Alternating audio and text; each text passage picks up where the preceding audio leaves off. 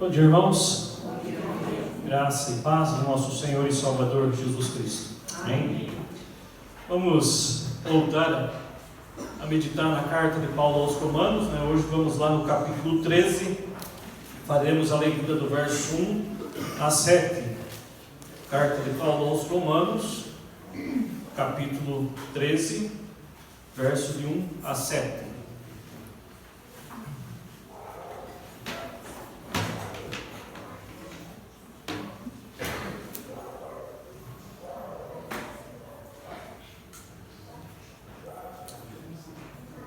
Todos se encontraram? Diz assim o texto: todo homem esteja sujeito às autoridades superiores, porque não há autoridade que não proceda de Deus, e as autoridades que existem foram por ele instituídas, de modo que aquele que se opõe à autoridade resiste à ordenação de Deus, e os que resistem trarão sobre si mesmo condenação. Porque os magistrados não são para temor quando se faz o bem, e sim quando se faz o mal. Queres tu não temer autoridades? Faze o bem e terá o louvor dela, visto que a autoridade é ministro de Deus para o teu bem. Entretanto, se fizeres o mal, teme, porque não é sem motivo que ela traz a espada, pois é ministro de Deus, vingador para castigar os que praticam o mal. É necessário que lhes estejais sujeitos, não somente por causa do temor da punição, mas também por dever de consciência. Por esse motivo, também pagai tributos, porque são ministros de Deus, atendendo constantemente a esse serviço. Pagai a todos o que lhe é devido, a quem tributo, tributo, e a quem imposto, imposto, e a quem respeito, respeito, e a quem honra, honra. Nos últimos anos, nosso país tem passado por um processo político de grande complexidade, o que tem afetado em todas as esferas, em todas as áreas, tem trazido grandes consequências, né? Não são poucas as brigas que nós presenciamos a respeito de ideias políticas, ideias partidárias, pessoas defendendo o lado A, lado B, e assim se estende as discussões, as birras, as intrigas, e algumas pessoas deixam o campo da retórica, né, para atacar a integridade da outra pessoa que pensa diferente dela. E isso, se nós pensássemos num contexto secular, contexto não cristão, até poderia ser compreensível, né, quando se ataca a outra pessoa, tentando desmoralizar a outra pessoa para impor a sua posição, para impor a sua ideia. Mas quando se trata de um contexto cristão, de um contexto entre irmãos, isso é lastimável, é lamentável que essas coisas aconteçam. Também nós não estamos aqui para defender ideias políticas de um lado nem de outro. A nossa intenção nessa manhã é trazer uma reflexão para a luz da palavra de Deus, e talvez o texto de Romanos, exatamente esse texto que nós lemos, seja um dos mais complexos para nós na nossa atualidade, olhando para o nosso contexto de modo geral. Olhar para esse texto e trazer esse texto para a nossa realidade talvez não seja algo que soe de forma tão agradável aos nossos ouvidos. Poderíamos aqui fazer uma série de alegorias com o texto e fazer uma série de desvios, mas não é essa a nossa intenção, e sim trazer aquilo que de fato a palavra de Deus registra. E pensando sobre isso, né, o Império Romano, Paulo estava escrevendo para a igreja de Roma, que estava estabelecida em Roma, a igreja que era formada por grande parte de judeus que viviam não só em Roma, mas como também em outros locais. Mas essa igreja, alguns dizem que ela era formada apenas por judeus convertidos, outros já vão dizer não, que eram judeus e também haviam gentios que faziam parte dessa igreja, que possivelmente seja a ideia mais apropriada. Mas fato é que nesse contexto o qual Paulo está escrevendo, nessa ocasião, há um número muito grande de cristãos na igreja de Roma. Era uma igreja razoavelmente grande para a sua época, para o seu contexto. e que vivia as mais variadas circunstâncias em todas as esferas, inclusive no contexto sociopolítico, porque eles estavam debaixo do domínio do Império Romano. O Império Romano, podemos assim dizer, que era o símbolo do império que havia dado certo, no sentido da sua expansão, no sentido de conquistar outros territórios. O Império Romano conseguiu uma proporção gigantesca, algo impressionante, né? Quando nós vamos para a história, não precisa você fazer uma busca muito apurada, basta você catar algumas informações da história, você vai ver o tamanho que o Império Romano conseguiu se estabelecer. Por várias partes do Império Romano se estabeleceu, e toda vez onde o Império Romano se estabelecia, governava com mão de ferro. Eles impunham o seu governo, né? Traziam o que era conhecido como a Pax Romana ou a Paz Romana, que era um processo de trazer a paz por meio das armas, por meio da guerra.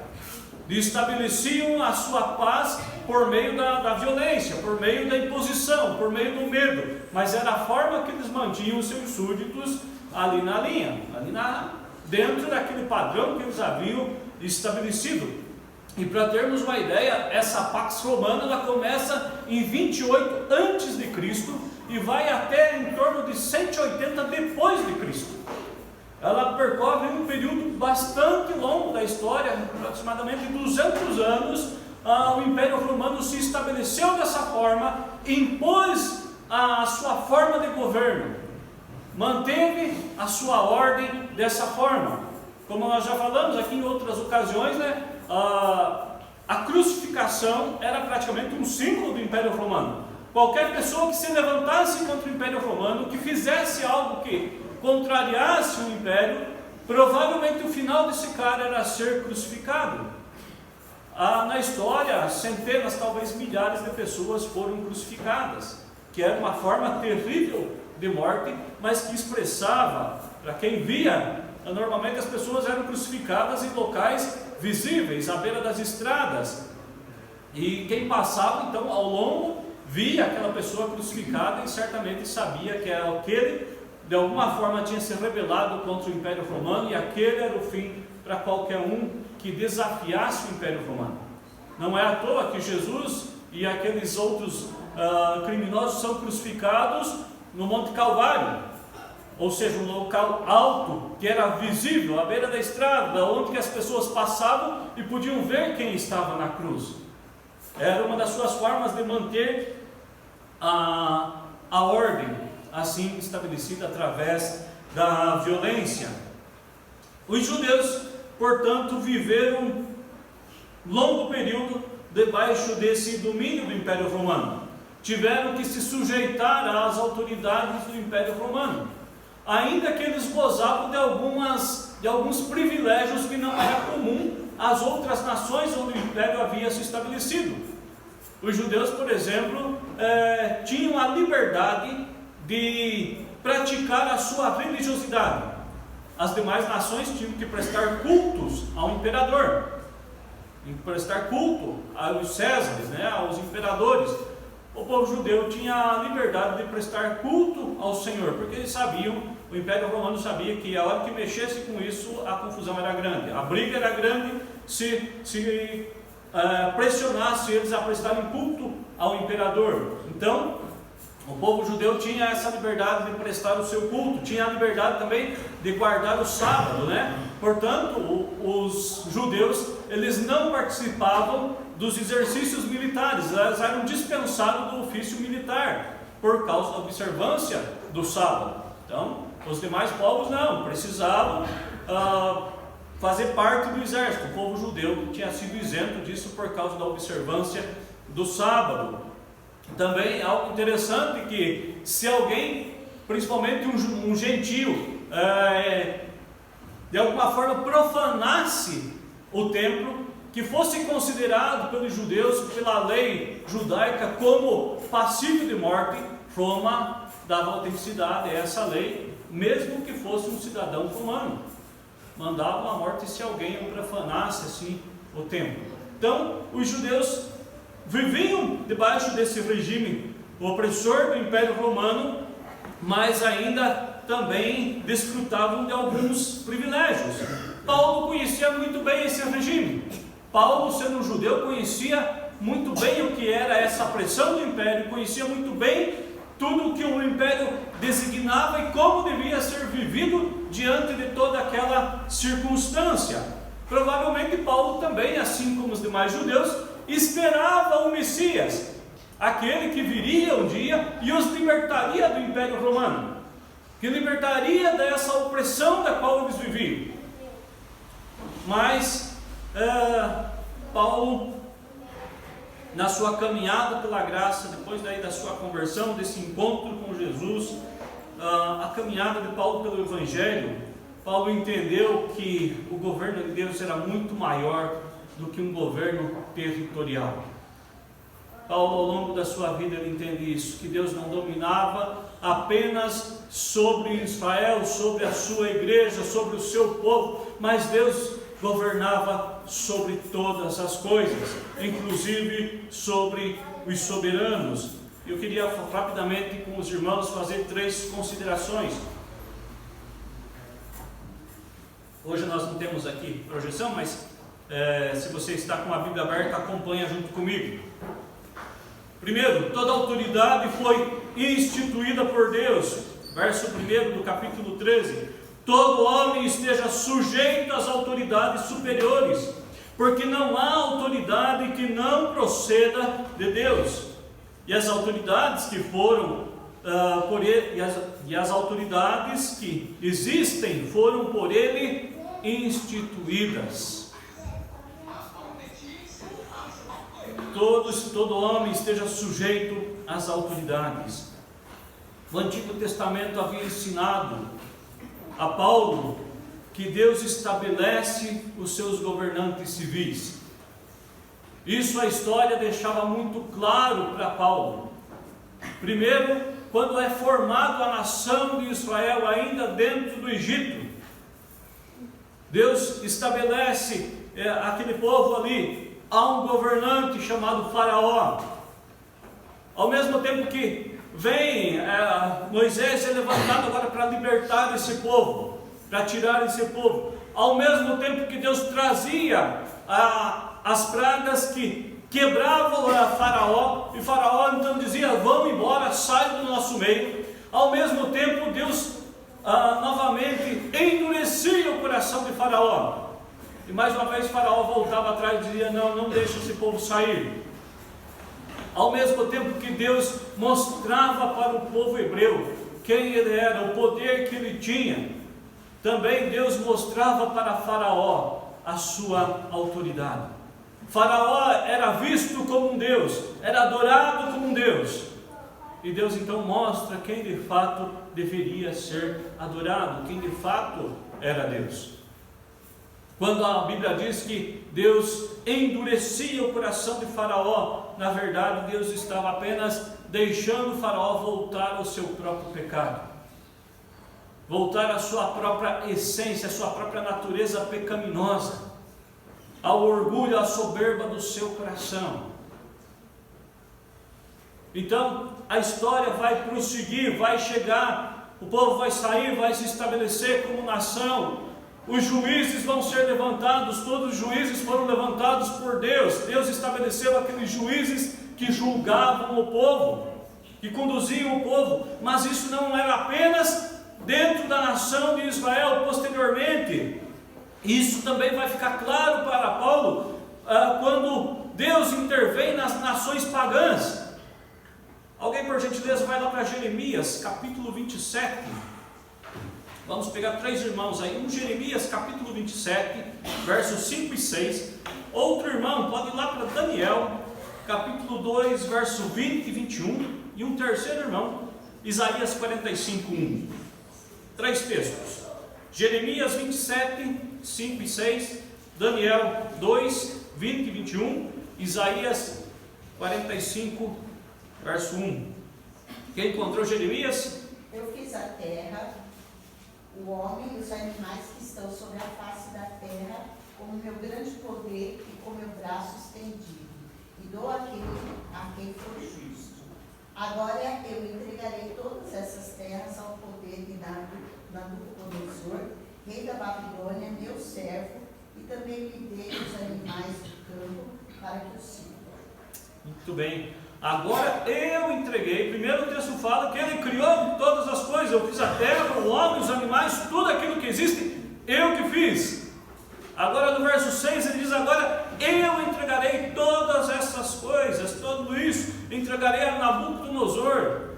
E ele vai chamar de meu servo. Nabucodonosor, imperador da Babilônia, um dos homens mais tiranos, Deus chama de meu servo. Era aquele a quem Deus estava entregando todo aquele povo, todas essas coisas. Daniel capítulo 2, verso 20 e 21. Disse Daniel: seja bendito o nome de Deus, de eternidade a eternidade, porque dele é a sabedoria e o poder.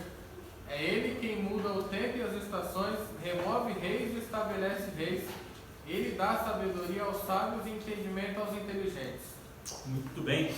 Ele é quem muda o tempo e estabelece as estações, remove reis e estabelece reis. Deus é soberano sobre todas as coisas, sobre toda a história. Isaías capítulo 45, verso 1. Assim diz o Senhor ao seu ungido, a Ciro, a quem tomo pela sua mão direita, para abater as nações diante de sua face.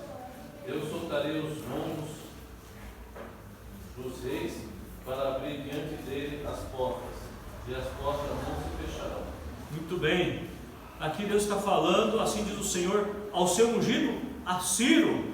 Ciro era um rei persa, que também posteriormente vai levar a cativeiro o povo. E Deus mostra que Ele era soberano sobre todas essas nações. Ele permitia tudo isso. Ele permitia que as coisas acontecessem da forma que Ele queria que acontecesse. E lá em Lucas, o próprio Jesus vai falar, né, que o homem, por mais ansioso que esteja, não pode acrescentar um côvado ao curso da sua vida. Um côvado equivale a 2 palmos em tamanho. Ou seja, o homem, por mais ansioso que possa estar, não é capaz de acrescentar nada à sua vida, porque tudo depende da soberania de Deus. Tudo subsiste por causa de Deus. E aos olhos de Paulo tudo isso era muito nítido. Paulo sabia que Deus havia estabelecido todas as coisas, e que os reis, os governantes que lá estavam, é porque Deus o havia estabelecido. As autoridades Ele as delegou para reger o povo, estabeleceu ordens e princípios para reger, estabeleceu para que as fizesse cumprir. As autoridades não existem por acaso, as leis não existem por acaso, foram por Deus instituídas. Os soberanos estabeleciam as suas leis, eles estabeleciam os seus métodos de governo, porque Deus os colocou para isso. Deus permitiu essas coisas. Segunda consideração, todos estão sujeitos às autoridades. Acho que aqui começa a pegar mais a situação, né? Até então tem que entender que Deus estabeleceu todas as coisas, está tranquilo, né? Deus criou todas as coisas, estabeleceu todas as coisas, perfeito, está ótimo. Mas capítulo 13, verso 2 de Romanos, de modo que aquele que se opõe à autoridade resiste à ordenação de Deus, e os que resistem trarão sobre si mesmo condenação. Paulo está escrevendo à igreja de Roma, dizendo que não havia autoridade que não fosse instituída por Deus. E a igreja de Roma sentia a pressão do Império Romano. A igreja sentia o fardo que era viver debaixo daquele regime. Mas Paulo, com uma grande simplicidade, ensina que todo cristão deve se sujeitar às autoridades, ao governo civil, e ele dá aqui 3 razões para isso. Em primeiro lugar, porque é certo que Deus criou o estado em que vivemos. As autoridades que existem foram ordenadas por Deus. Se tudo aquilo que existe foi por Deus criado, o Estado foi criado por Deus, a nação foi criada por Deus. Não aconteceu simplesmente do acaso ou do nada veio existir, não, mas Deus estabeleceu a nação, Deus estabeleceu o Estado, e Deus estabeleceu pessoas para assim governar. Daniel capítulo 4, verso 17 diz: esta sentença é por decreto dos vigilantes, e esta ordem por mandato dos santos, a fim de que conheçam os viventes que o Altíssimo tem domínio sobre o reino dos homens, e que o dá a quem quer, até mesmo ao mais humilde dos homens, constitui sobre eles. O Altíssimo tem domínio sobre o reino dos homens, e Deus dá até o mais humilde dos homens. Quando a gente vai para esse texto, não tem como a gente não lembrar de José lá no Egito, né? José vai para o Egito, vendido pelos irmãos, vendido como escravo, vai parar lá no Egito, de dentro da casa onde ele é escravo, ele vai parar lá na cadeia, permanece pelo menos 10 anos na cadeia, e quando ele sai de lá, Deus o coloca como o segundo homem do Egito, o segundo homem mais poderoso do Egito. Deus estabelece os governantes da forma que Ele quer. O Altíssimo tem domínio sobre os reinos dos homens. Isso pode nos soar de forma estranha, pois como nós podemos admitir que Deus tenha estabelecido governantes tiranos ao longo da história? Como nós podemos pensar nos países do Oriente Médio, onde o Evangelho é proibido, onde não se pode ter um culto como esse? Como nós podemos pensar que Deus permitiu que Hitler estivesse no governo e milhares de pessoas morreram pelas suas mãos? Fato é que não temos resposta para todas essas coisas. Não tem como nós dizermos como que Deus permitiu que Hitler lá estivesse, mas fato é que Deus permitiu que lá ele estivesse e lá ele governasse durante um certo tempo. Também em muitos locais onde o regime governamental proíbe que haja culto, que seja pregado o Evangelho, as igrejas subterrâneas, as igrejas escondidas têm crescido dia após dia. Pessoas têm se convertido, e quem tem se convertido, de fato tem se convertido. Porque nesse regime, se converter significa virar as costas para tudo, inclusive para a própria família. Significa morrer por qualquer motivo, ser deserdado. E essas igrejas continuam crescendo. Eu lembro que uma vez, tempo que eu estava na Jocum ainda, tivemos uma aula com um cara que era lá do Egito, e ele falando a respeito das igrejas que são formadas, escondidas, igrejas que se encontram reunidas em cavernas, nos subsolos, e nós estávamos numa sala menor que essa igreja, bem menor que isso aqui. Ele falou, não me perguntem como, mas lá tinha mais de 120 pessoas reunidas, escondidas, cultuando ao Senhor.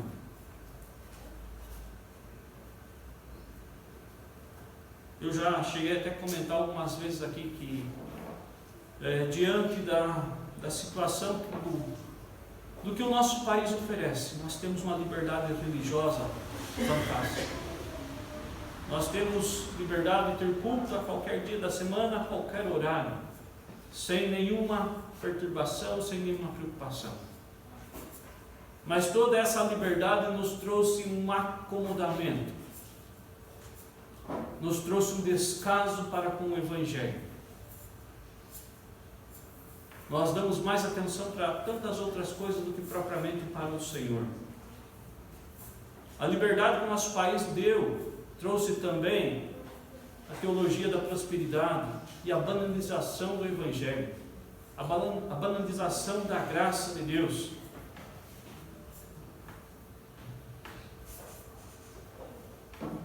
E o que era para ser graça tem se tornado uma verdadeira desgraça no nosso país. Em segundo lugar, Paulo diz que para nos submetermos porque é sábio.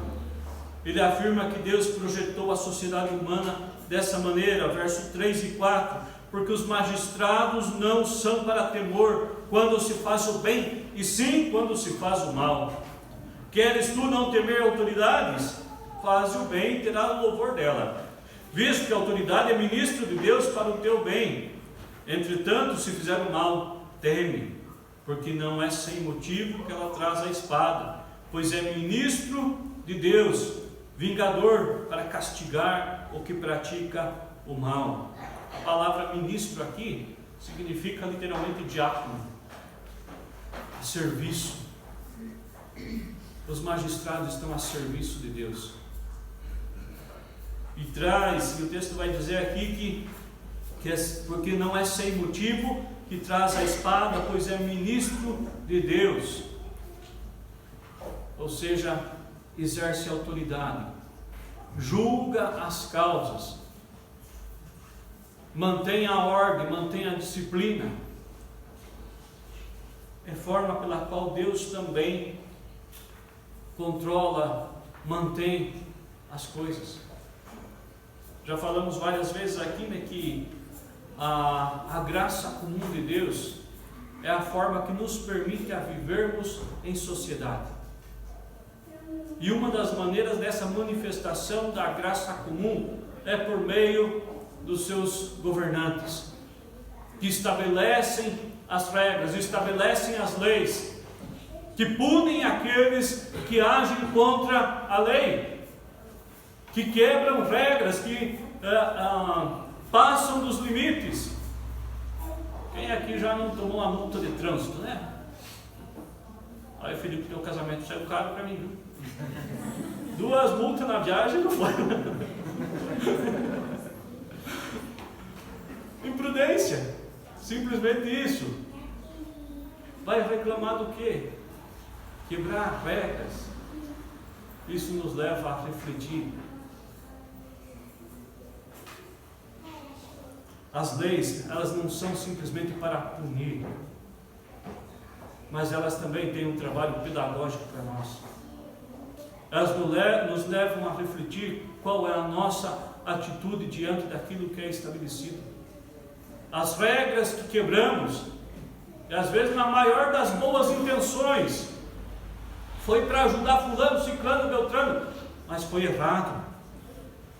Regras, leis existem para serem cumpridas e não serem quebradas. Limite de velocidade existe para ser respeitado. Você ultrapassou, você está quebrando as regras.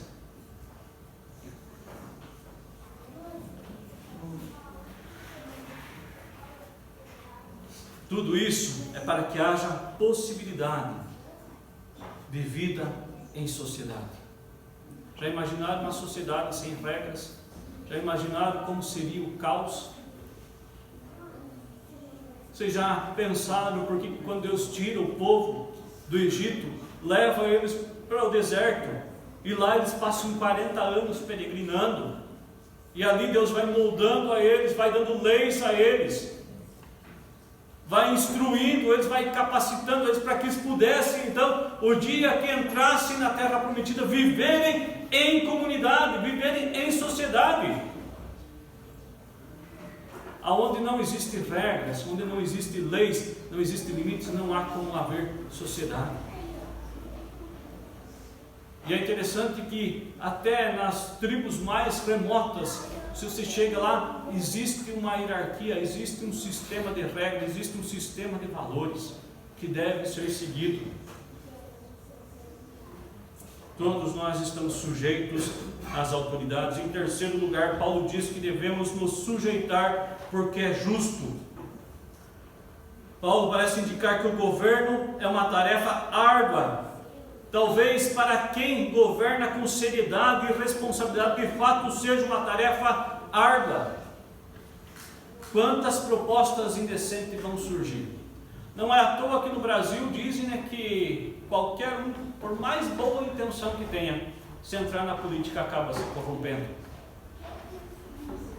Não é uma tarefa fácil, não é uma tarefa simples. O Brasil, a gente brinca, às vezes não é um país para principiante. A corrupção está em todas as esferas. Até eu compartilhei com algumas pessoas semana passada, uma pessoa me ligou fazendo uma cotação de alguns produtos lá, né? E ela estava comprando para uma outra empresa, a nota dava um valor X, ela falou, você coloca valor Y, ele é a diferença nós já temos. Eu falei, me desculpe, mas nós não fazemos isso. Ela falou, não, talvez vocês não estejam acostumados, mas é comum. Pode ser comum para outros, mas para nós não é. Errado é errado.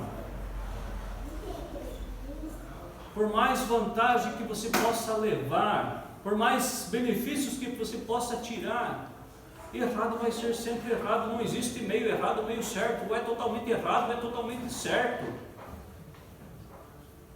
E nós somos induzidos, conduzidos a cada dia, principalmente nessa sociedade que nós vivemos, de que tudo é possível se dar um jeitinho. Tudo é possível ser manipulado, ser quebrado. Dá uma gorjeta para o cara aqui, dá outra ali, dá um cafezinho para o guarda na estrada. Tudo se dá jeito. Mas tudo isso é infringir as regras, tudo isso é pecado, é deixar, como Paulo diz aqui, quem se opõe à autoridade, se opõe às regras, está pecando, não apenas contra as regras, mas pecando contra Deus.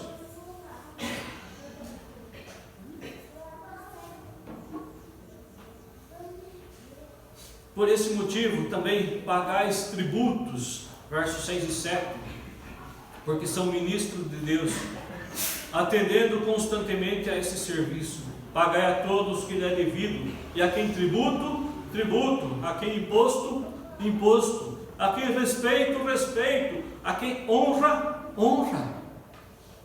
Voltando mais uma vez ao contexto, para quem Paulo está escrevendo, quem são essas pessoas? São cristãos, judeus e gentios que estão debaixo dos soberanos, debaixo da tirania do Império Romano. E Paulo está dizendo, pagai a todos que lhe é devido, a quem tributo, tributo, a quem imposto, imposto, seja ele que ordem for, a quem você deve, pague, cumpra com as suas obrigações. O próprio Jesus, quando é questionado pelos fariseus, é interrogado pelos fariseus, será lícito pagar impostos a César? Qual é a resposta de Jesus? Mateus 22, 21. Dai, pois, a César o que é de César e a Deus o que é de Deus. Dai a César o que é de César. Jesus estava no mesmo contexto.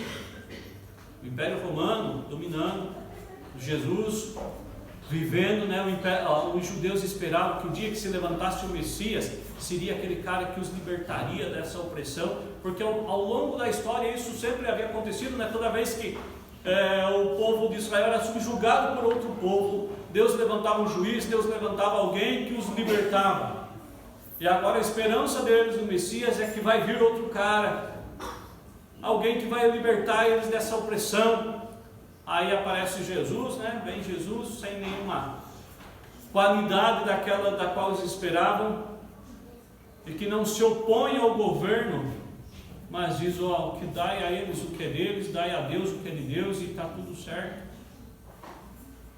João Batista, quando começa a pregar e as pessoas vêm até ele e começam a ouvir o seu discurso, e essa mensagem começa a entrar no coração dessas pessoas, a pergunta deles, e agora o que faremos?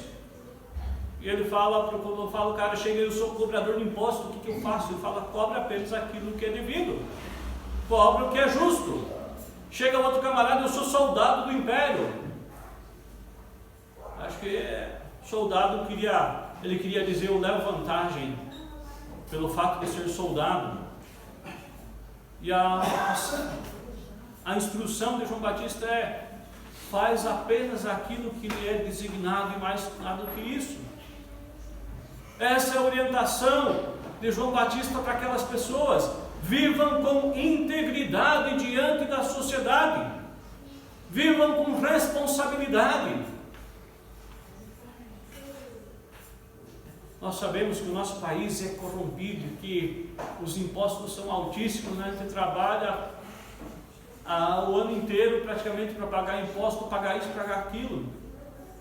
Mas essa é a realidade do nosso país. Vamos burlar o sistema, vamos pecar contra Deus, desobedecendo a palavra de Deus, simplesmente porque não concordamos com aquilo que é feito.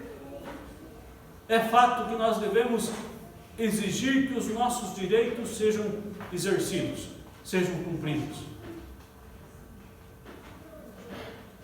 Aquilo que é obrigação dos governantes, nós devemos exigir deles. E a terceira e última consideração que nós fazemos: as autoridades não estão acima de Deus.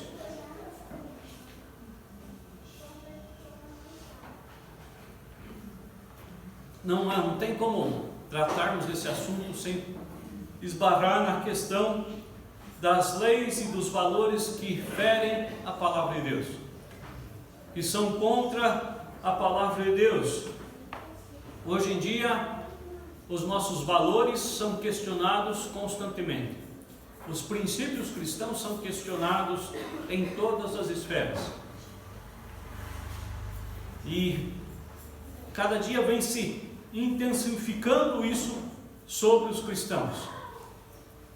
O posicionamento dos cristãos diante da sociedade. E a pergunta que é feita em muitos casos: existe alguma brecha, então, olhando para o texto de Paulo, olhando para a realidade, existe alguma brecha para isso? Nós devemos temer as autoridades que são instituídas, mas elas não são divinas.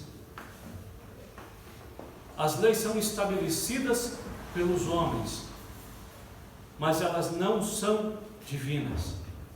Os imperadores, os prefeitos, seja ele de qual hierarquia for, do presidente da república ao vereador, estão para governar em favor do povo, mas eles não estão acima de Deus. As suas leis não estão acima da vontade de Deus, acima da palavra de Deus.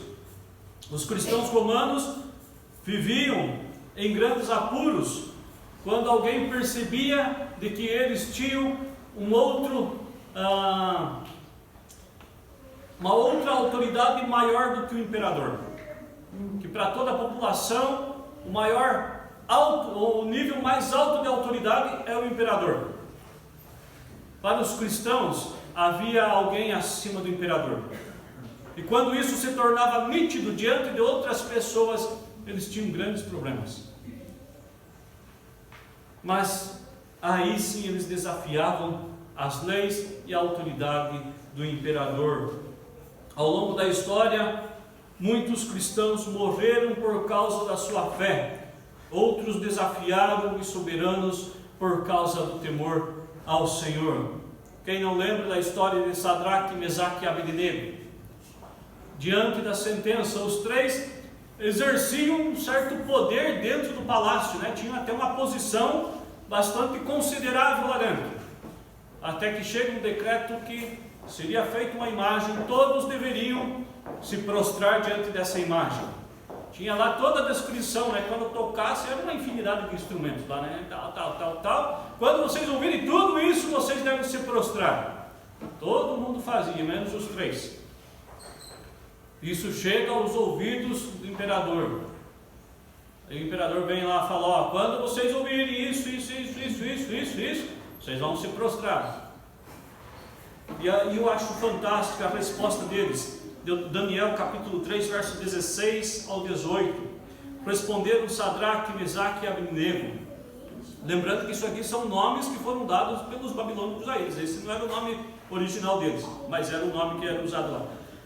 Responderam ao rei, ó Nabucodonosor, quanto a isso, não necessitamos te responder. Se o nosso Deus, a quem servimos, quer livrar-nos, Ele nos livrará da fornalha de fogo ardente e das tuas mãos, ó rei. Note que eles usam até de respeito para com a autoridade do rei. Eles não se dirigem de qualquer forma, eles reconhecem a quem eles estão se dirigindo. Senão, fica sabendo, ó rei, que não serviremos aos teus deuses, nem adoraremos a imagem de ouro que levantaste. Fique sabendo, ó Deus, fique sabendo, ó rei, que não serviremos aos teus deuses. Ou seja, se a sentença é que seremos julgados dentro dessa fornalha, aqui estamos. Se isso fere a essência com Deus, então nós somos autorizados a quebrar as leis, sabendo que vamos sofrer as consequências da lei, sabendo que vamos sofrer o que a lei impõe. Atos capítulo 3, verso 28 e 29, quando Pedro, João e os demais apóstolos começam a pregar, e então os fariseus, o sinédrio chama eles, falou, já exortamos vocês para que não preguem mais nesse nome. Ameaçam os caras, eles vão embora e continuam pregando. Aí os caras chamam eles de novo, aí chamam já nervoso, né? Falou, capítulo 3 de Atos, verso 28 e 29 diz, expressamente vos ordenamos que não ensinassem nesse nome. Contudo, encheste Jerusalém da vossa doutrina, e quereis lançar sobre nós o sangue desse homem. Então Pedro e os demais apóstolos afirmaram, antes importa obedecer a Deus do que aos homens. Pedro está dizendo para ele, as suas ameaças não me atingem. E posteriormente eles vão ser presos, vão ser chicoteados. E eles continuam pregando. São presos no outro dia, nessa ocasião. Um dia eles são presos, vem um anjo e liberta eles. No outro dia estão lá no pátio do templo de novo pregando. E aí os caras vêm e falam, já exortamos vocês para que não preguem mais, não falem nesse nome. E Pedro responde, antes importa obedecer a Deus do que a homens. Quando as leis se opõem à palavra de Deus, nós estamos desobrigados a cumprir com a lei civil. Porém, certo que sofreremos as consequências da lei. Existe uma história, se não me engano, dos Estados Unidos, de um confeiteiro. O cara trabalhava fazendo bolos, e chegou um casal homossexual e queria que ele fizesse o bolo para o casamento deles. Ele olhou para os caras e falou, eu não faço. Os caras, como assim não vai fazer? Ele falou, eu sou contra a atitude de vocês. A atitude de vocês vai contra os meus valores, vai contra a palavra de Deus, por isso eu não faço. E os caras entraram com uma ação judicial contra ele, e ele respondeu processo por causa disso. Posteriormente ele ganhou essa ação, mas ele se posicionou diante daquilo que ele cria, diante dos seus valores. Como nós nos posicionamos diante da palavra de Deus, diante da sociedade? Como defendemos os nossos valores cristãos? Abrimos negociação para os nossos valores?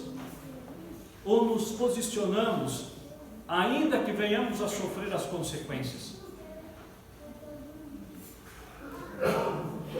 Algum tempo atrás, aqui próximo de nós, ali no Jardim Rincão, tem uma igreja batista lá, e a igreja não tinha vedação acústica, como aqui também não tem, e alguns vizinhos começaram a se implicar com o barulho, com o som, e foram na prefeitura e denunciaram eles que o som estava muito alto, que estava incomodando os vizinhos. Aí certo dia veio lá o fiscal, fez a medição lá, quantos decibéis estava chegando, aí chamou o pastor e falou, ó, de fato aqui o som está muito alto, está atingindo tantos decibéis, está quebrando aqui a lei. Pastor, tudo bem, pode fazer a multa. Ele, mas então pastor, a multa é alta, no mínimo uns 20 mil reais vai dar essa multa. Pastor, nós estamos errados, certo? Então faz a multa. Depois, como nós vamos resolver isso aqui, é problema nosso. Como nós vamos fazer essa vedação acústica, é problema nosso. Mas nós estamos infringindo a lei, estamos quebrando a lei, faz a multa. Aí o fiscal, então vamos deixar por isso mesmo? Mas se chegar outra denúncia, aí não tem o que a gente fazer. Pastor, não, pode fazer a multa. Nós não estamos nos eximindo da nossa responsabilidade. Nós gostamos de levar vantagem, em todas as coisas. Mas aquilo que é certo, o que é errado, mesmo que tenhamos que sofrer as consequências disso. O que a Bíblia diz que é errado, não há negócio, não tem como fazer acordos. Lembrando que todos esses homens que nós citamos aqui das histórias bíblicas foram estabelecidos, Deus permitiu que lá eles estivessem. Nabucodonosor, entre tantos outros. E pessoas, pelos seus valores, pelas suas convicções, pela palavra de Deus que está no seu coração, desafiaram essas autoridades. Por que nós, então, devemos fazer concessões? Por que nós devemos nos associar àquilo que é errado? Que possamos a cada dia viver os valores do reino de Deus. Possamos viver nesse mundo como cidadãos do reino de Deus, sabendo que somos peregrinos por essa terra e que fazemos parte de um outro reino, que a nossa vida aqui é transitória. Que se manifestarmos contra a lei, estamos pecando contra a lei, mas quando ela se manifesta contra os princípios da palavra de Deus, vamos desafiá-la, mesmo sofrendo as consequências. Toda autoridade foi instituída por Deus. Resistir à autoridade é resistir ao próprio Deus, pois todos estão sujeitos às autoridades. Ninguém vive sem um sistema de governo e de liderança, mas também as autoridades não estão acima de Deus. Portanto, cumpramos com a nossa responsabilidade na sociedade. Vivamos de forma exemplar, sem fazer acordos espúrios, sem usar de jeitinho brasileiro, ainda que seja para beneficiar outra pessoa. O que é errado, é errado. Vivamos com seriedade, vivamos com responsabilidade, vivamos o que a palavra de Deus nos ensina. Assim, vamos orar. Baixe sua cabeça, feche seus olhos.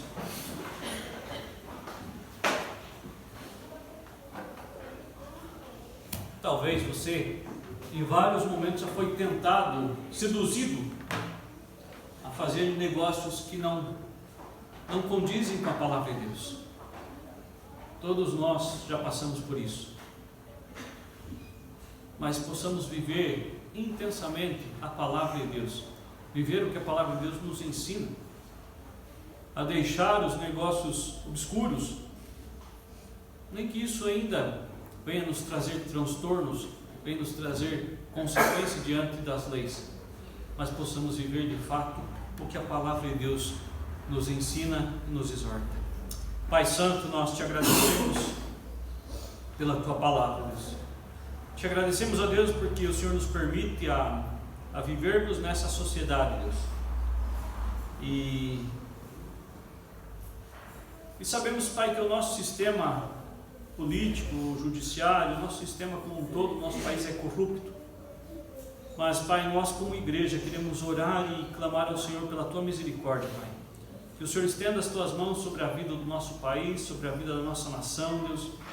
Muda a história, Pai, não apenas dos governantes, ó Deus, que estão ocupando o lugar de poder, ó Deus, para governar esse povo, mas também, Pai, muda a nossa mentalidade, muda a mente do povo brasileiro, Deus. Pai, que nós possamos orar constantemente pelos nossos líderes, Pai, seja ele de qual área for, seja ele de qual esfera for, Pai, que nós oremos por eles, Pai, que nos preocupemos com eles, Pai, que assim, Pai, o Senhor nos ensine a cada dia a vivermos nesse mundo como cidadãos do Teu reino, Pai, que a Tua misericórdia se manifeste sobre a nossa vida, que o Senhor nos ensine, Pai, como viver, e assim nós oramos, Pai, no nome de Jesus. Amém.